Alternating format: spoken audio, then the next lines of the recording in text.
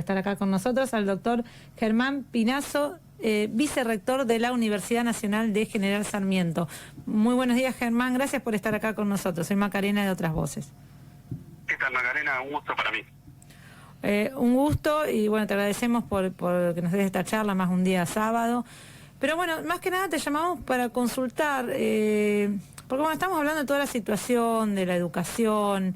Estamos acá con Sebastián, un invitado que es docente, también estamos hablando de toda la situación que están atravesando, el tema de los recortes y cómo la motosierra, los recortes, el ajuste, cómo está repercutiendo en esta universidad, que es una universidad local, que van muchos vecinos nuestros a estudiar. ¿Cómo les está afectando a ustedes, si es que les está afectando? Sí, por supuesto. El recorte igual es a todo el sistema universitario. Ahí hay dos cosas. Una que tiene que ver con la prórroga del presupuesto y del año pasado, claro, y la pauta de negociación salarial, que básicamente la prórroga del presupuesto, por lo que implica en términos de técnica contable, no alcanza para financiar 12 cuotas salariales iguales a las de enero, para empezar, digamos, ¿no? Porque la prórroga del presupuesto es la suma de todas las cuotas del año pasado, que obviamente fueron más bajas que la cuota de diciembre, entonces no alcanza para repetir el salario de enero, ¿no? Entonces ahí hay un problema que tiene que ver con el poder adquisitivo de los salarios docentes y no docentes, que es un problema, digamos, que no es exclusivo de la universidad, pero que, digamos, la universidad está particularmente afectada, digamos. Recién el gobierno dio un aumento unilateral de 16% de salarios con una inflación que acumula 51 y que en marzo no sé cuánto va a acumular, 70, 80%.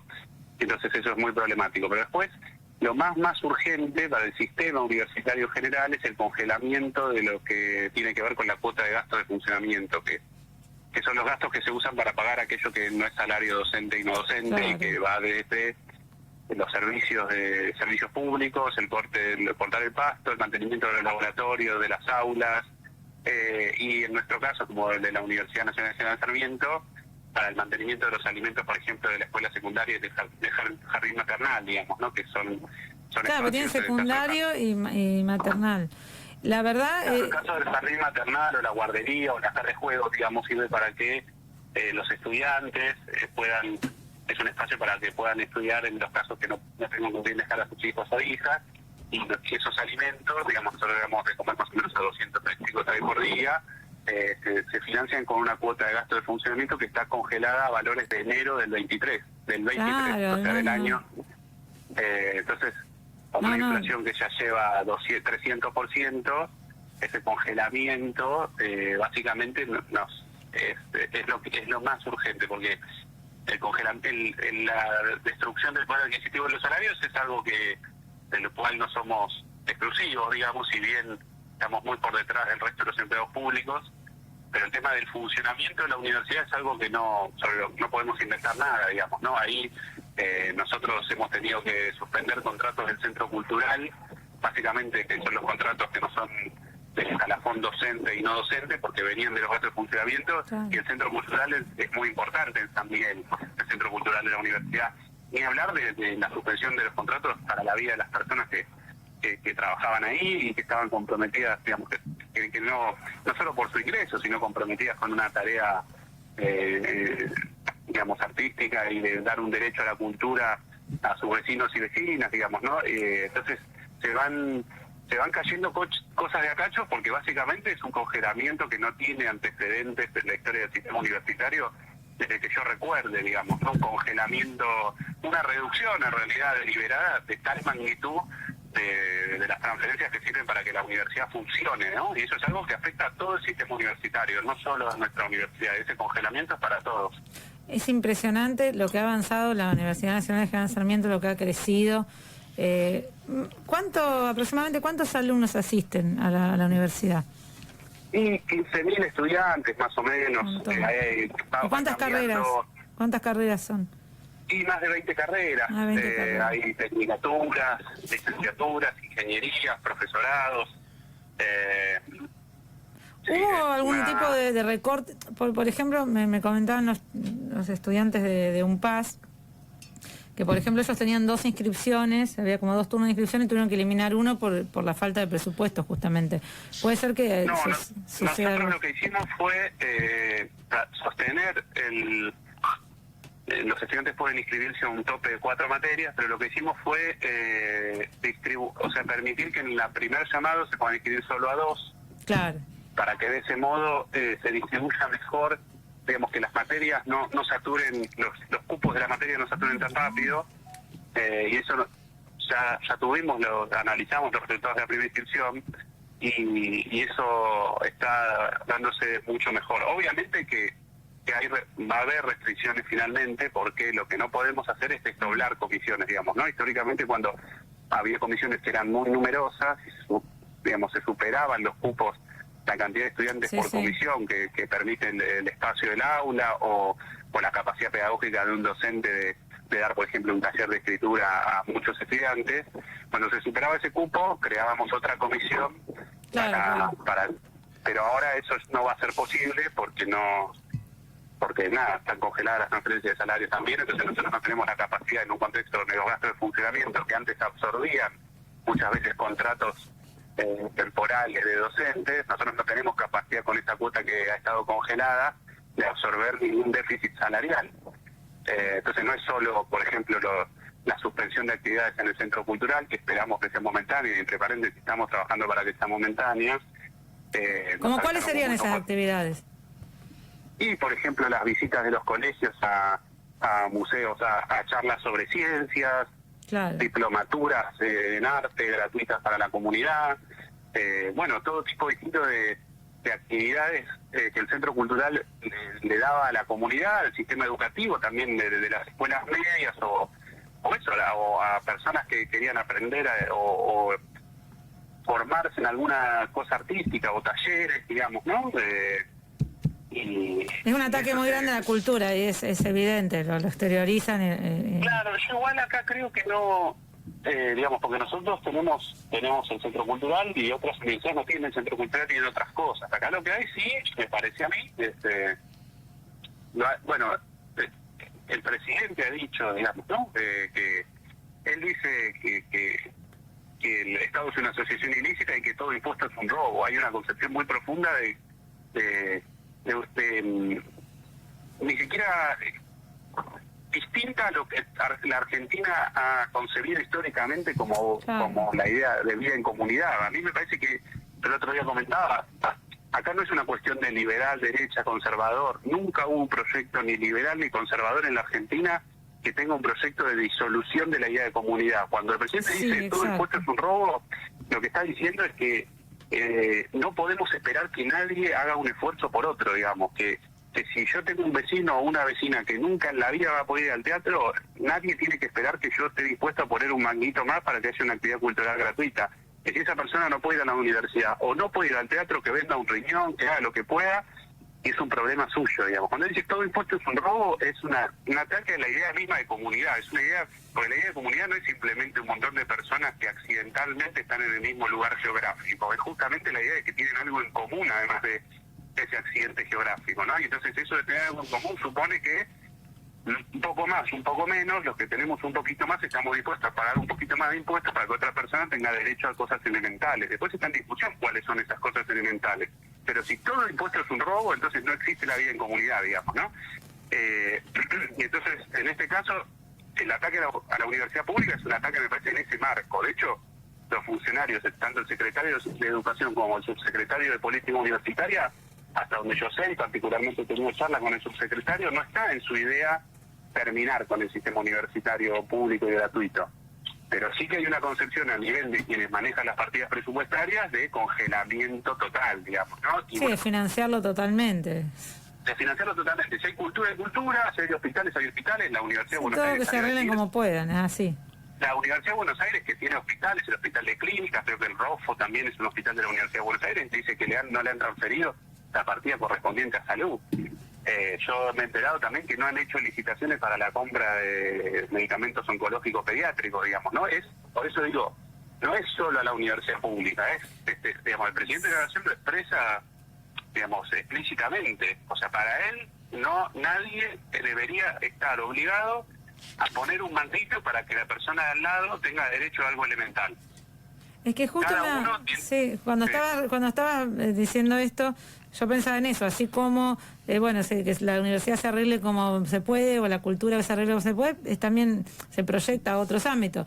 Tenés una enfermedad oncológica, no puedes pagar el medicamento, morite. Es crudo, pero es así, y se tiene que entender que es así. Y bueno, yo creo que no usan ese ejemplo, es un ejemplo un poco fuerte, pero es, sí. Digamos, todas esas discusiones que han ocurrido, que muchos nos hemos choqueado tanto cuando él decía, bueno, estamos preparados para dar este debate sobre la venta de bebés y qué sé yo, digamos, me parece que, y repito, no lo estoy diciendo a modo de chicana, me parece que de hecho él, cuando cita a sus autores de cabecera, los que tienen, cuyo nombre le puso a los perros, Rothbard, todos esos libertarios, digamos, tiene una concepción que está explícitamente dicha, donde es eso, los hijos de menores de 18 años son propiedad de los padres, y al ser una propiedad de los padres tienen derecho a hacer lo que quiera con los hijos. Entonces, en ese marco estaría bien que si una persona no tiene un cáncer, pueda decidir vender un hijo para curarse, qué sé yo, para comprar su medicamento. Para mí es un disparate. Ahora, en el marco en el marco de ideas de los autores que son la referencia de Milei, digamos, que él ha bautizado a sus hijos de 4 patas, digamos, con el nombre de esos autores, porque los admira mucho, está eso dicho explícitamente, ¿no? Bueno, a mí me parece que digamos, si bien yo ahora me toca gestionar una universidad que hace 16 años que trabajo y que quiero mucho, digamos, es un aspecto especialmente, es que la discusión excede lo que tiene que ver con el ámbito universitario, es una discusión sobre la vida en comunidad. ¿Y me parece, cómo vas a hacer? Sí. ¿Qué van a hacer? ¿Qué vas a hacer con tus colegas? ¿Hay algún plan de lucha para enfrentar esta situación? El Consejo Interuniversitario Nacional sacó un comunicado esta semana alertando sobre esto. Como se dice, hay un paro nacional docente el lunes. El lunes, sí. A mí me parece que lo difícil de todas estas situaciones, como el conflicto está abierto en tantos frentes, es complejo hacer visible lo que sucede en un sector en particular. Entonces, por definición, eso debería obligarnos a dar una discusión que sea colectiva en el marco del sistema universitario. Pero, digamos, viendo lo que pasó hoy a la mañana o ayer a la noche con Chubut, por ejemplo, el conflicto es un conflicto permanente que se da en todos los frentes a la vez. Entonces ahí hay, la verdad, una preocupación muy grande sobre cómo... cómo canalizar tantos conflictos juntos.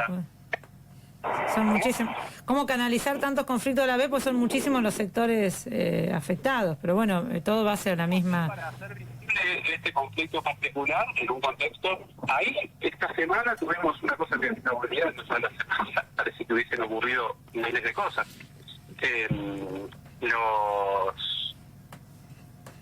Hay diputados del Frente para como me olvidé el nuevo nombre, digamos, ¿no? Pero los diputados del bloque peronista presentaron o están elaborando un proyecto de financiamiento del sistema educativo, y hasta donde sé, Martín Lustó, que entiendo que es presidente del radicalismo, dijo que lo iba a apoyar, digamos, ¿no? Entonces eso también es algo bueno. A mí me parece que yo tenía más expectativas en el rol del Congreso, de la legitimidad que tienen los diputados y senadores, digamos, que por la misma legitimidad democrática que el presidente, de limitar las acciones que estaba llevando adelante el presidente, sobre todo cuando ocurrió lo del decreto de necesidad de urgencia, que también es inédita en la historia de la democracia, digamos, ¿no? Ese avasallamiento de las atribuciones de otros poderes de la República, y fue bastante, una desilusión grande ver la poca resistencia que hubo en el Congreso. Todavía igual estamos en tiempo, pero me parece que la medida que también que se vayan desarrollando estos conflictos y de esta manera, por ejemplo, con alguien